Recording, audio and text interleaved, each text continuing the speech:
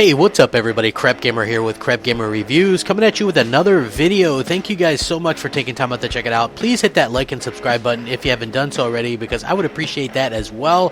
It helps the channel out, and I really do appreciate it. Thank you. And you know, I always get slated because people don't think that I like Japanese developers or Japanese games, which isn't exactly true. I tend to lean more towards the American skew of gaming and things like that. That's true, but a lot of the games that I grew up with, because there was no American company growing up, it was just like Sega or Nintendo, you know, so you were just with one of those, you know, so it was always that. And then of course Sony came in the mix, so you basically had three Japanese companies to choose from. And even when the Xbox came out, I liked games like Dead or Alive, and I liked games like Ninja Gaiden. And the guy who created those games and made those games for Team Ninja back in the day, I'm gonna butcher his name, I'm sure, but Tomonobu Itagaki.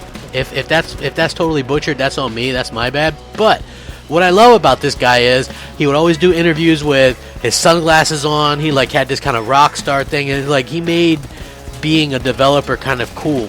You know what I mean? And I always dug that about the guy.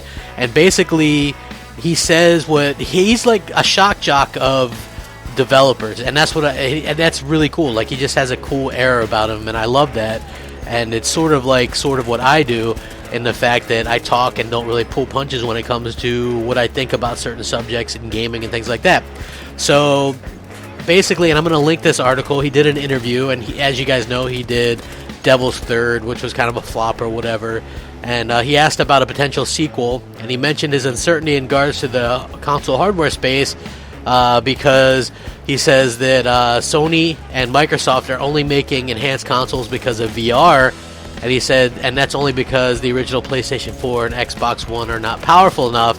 And he says, we don't know what the next hardware is going to be, so there's a high chance Devil's Third 2 will be out on PC.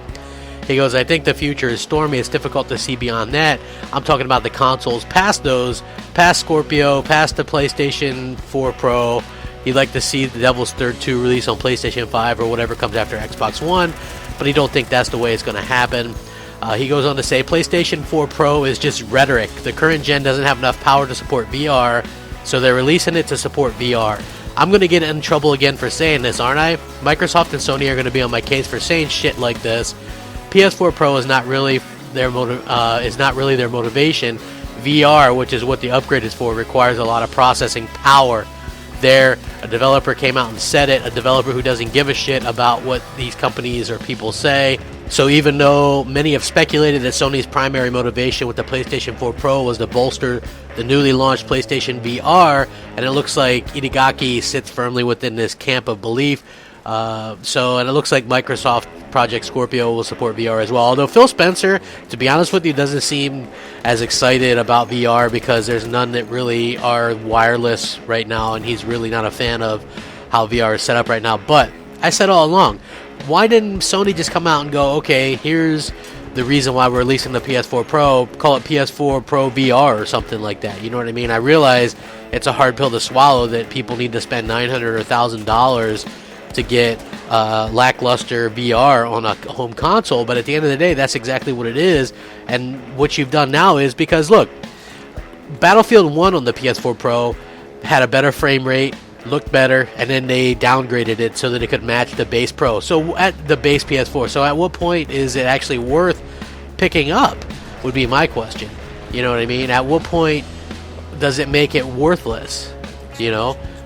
Because obviously, I mean, I played it, you don't see a big difference.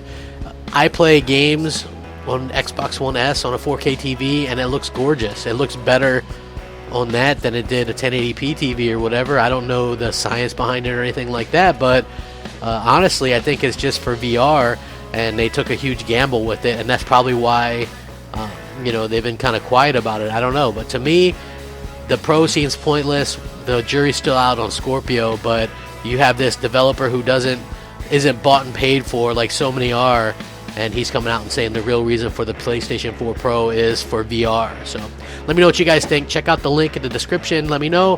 Sound off, comment, rate, subscribe, all that good stuff. Rack 'em up. Thanks for watching. Crapgamer out.